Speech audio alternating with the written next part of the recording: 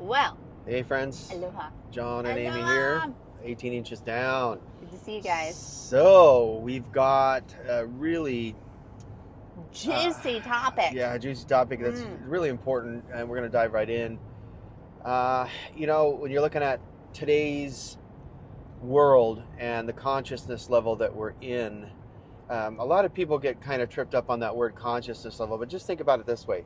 Where are you currently sitting right now inwardly? Where are you? Where do you feel that you're at inwardly? Some people can't put their finger on it, but you know that something's shifting. You know that something's changing. Everybody does. Now, it depends on to the level of self-awareness. Do you understand it to be more, prevalent or more in your face kind of thing? And we know that there's a massive shift, a massive change going on in the earth right now. Yeah, it is, the old saying, the water level is rising. And it's kind of like on the Titanic with Jack and with all of them in the water. They're just, trying to breathe that last breath of the old era, of the old world, of the old frequency, of the old density. And this is what's so confusing, especially to the older generation, is that the things that used to work aren't working anymore. The occupations that used to guarantee a retirement and all these things are not, that mentality is not there yet anymore. I mean, there's a few companies that are still taking care of their people, but it's just like so much is changing. And so the whole old hard work, efforting your way, to get a payoff is drying up, and it's causing such confusion and a global hopelessness in a way, in so many ways, because we're actually fluid beings, you guys. As you very well know, we're made up of water. We're meant to flow. We're not meant to become rigid and stale and dried up. So, society and humanity is dealing with futility right now. And that is that hopelessness again of, wow, it's not working for me anymore. I've got to, how do I get out of this? How do I change? And it really comes to surrender. Because what do you do, right? When the water's in, there's just this much air left to breathe. You got to let go and surrender into the new. And all of a sudden you wake up to the fact that you can now breathe underwater, so to speak. Yeah. That's what's happening. And what is that breathing underwater? It's actually dropping down into your heart and breathing from your heart. Breathing and feeling and listening again. And remembering that mechanism to tune in, to tap into the divine. It's all there. You haven't lost it. It's just that we've been so distracted by so many things. We've been distracted by programs and formulas that have just led us for generations, and we're now discovering they're not working anymore because of the call to come up higher, to drop in. You guys know our logo. You got to drop in to ascend, the heart-centered way. We have the owl, so dropping into the heart to ascend, to breathe.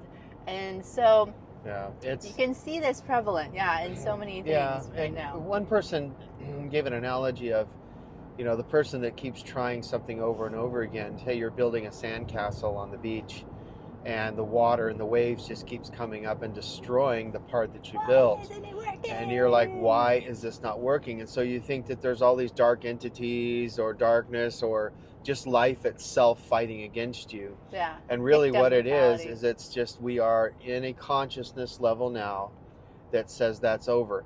And why? Why is that? Because a lot of the things that we put our hand to were programmed into us, conditioned into us by granddad, mom and dad, siblings, just the world around us that says that you have to grind it out. It's do your side hustle, hard work, and that's what gets it done. But that mentality really has not served us well in the way that we learn to love. Yeah. So if this whole earth school is about learning to love, which we believe it is, you can believe whatever you want, but we believe it's about learning to love, then the systems of the world that do not serve that mindset and that mentality well, they're crumbling, they're collapsing. Yeah. So that, God is helping us right now, helping us to come up higher, to see that it's about childlike love, it's about simplicity. And so anything complex that is all of these formulas and all of these procedures and principles and all these things that are so tough and so hard to understand, those things are fading away. So if you're trying to double down, we would encourage you not to. Trying to double down to make something work, to force it. Don't double down. Dip down. Do a deep dive on your own self, right? And this is the thing, is none of us are being allowed to be distracted and escape anymore from having to actually feel our hearts and feel what really has juice on it in our lives. So many of us have been in occupations and careers that are not or no longer a vibrational match. Maybe they were at one point in your life because that was at the level of consciousness you were operating in.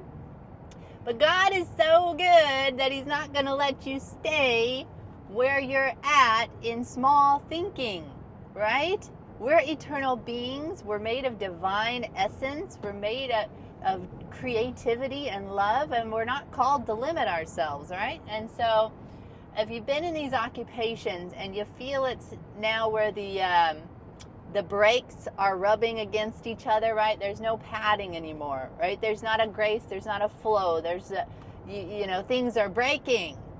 People are writing reports about you. It's, customers are upset at you.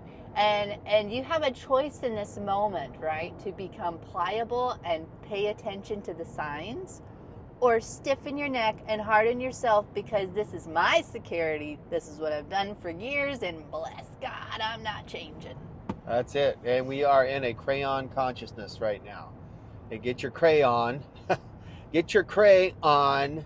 Get crazy with creativity right now. That's where we're at. It's the flow of play consciousness, crayon consciousness. Yeah, that's good. And it's about play. And if we're not in our hearts to play, then it's not saving the day. It's actually pushing the play away. Yeah, and you're not gonna stay. And we're not gonna stay. And if there's no play, and we want to have fun. We want to enjoy what we do. And what's interesting? We went to the DMV, and we can both tell the story, but. Went to the DMV the other day to take care of some things in Hawaii. And lit the match on this topic. There's a local there, and she has a couple signs out, and one of them said, check your energy or something. She goes, I match energies. She goes, I match energies. So be careful how you approach this desk or something like that. Yeah. And then the one below it says, even the week says after Monday and Tuesday, WTF.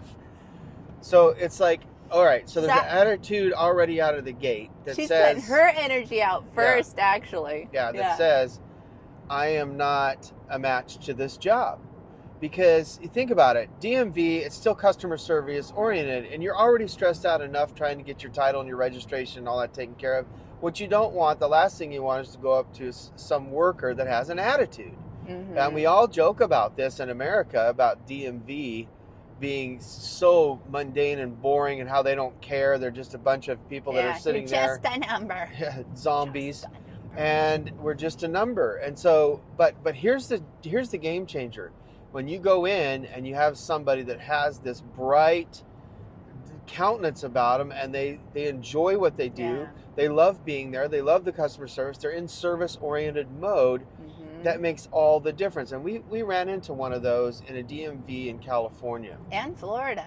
But the one in California, I noticed all these decorations. There was all these Christmas decorations in the DMV. I was like, what? And I asked one of the workers, I said, is that allowed?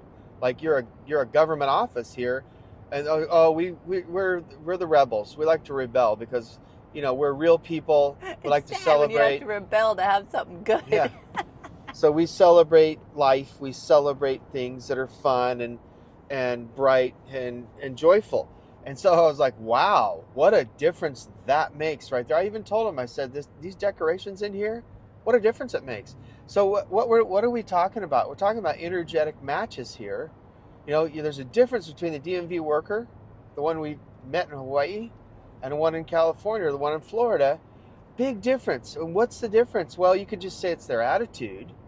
But if they love what they do, it's an energetic and they match. love people. They love Yeah. people because even though it's a government job, it is still a act of service That's right. to humanity. And so, you know, again, nobody wants to experience somebody that's miserable on the job. And this is where we're all being, the light and the mirrors are reflecting to us right now. If you're not happy in a job, nobody is holding you there.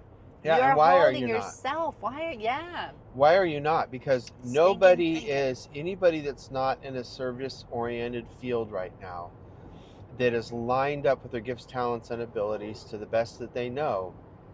In other words, you could do it all day long and it's joyful. And it'll be an energetic match, but we're in a consciousness now that's all service oriented, and it's important to understand that, and we'll pick that up on part 2 here.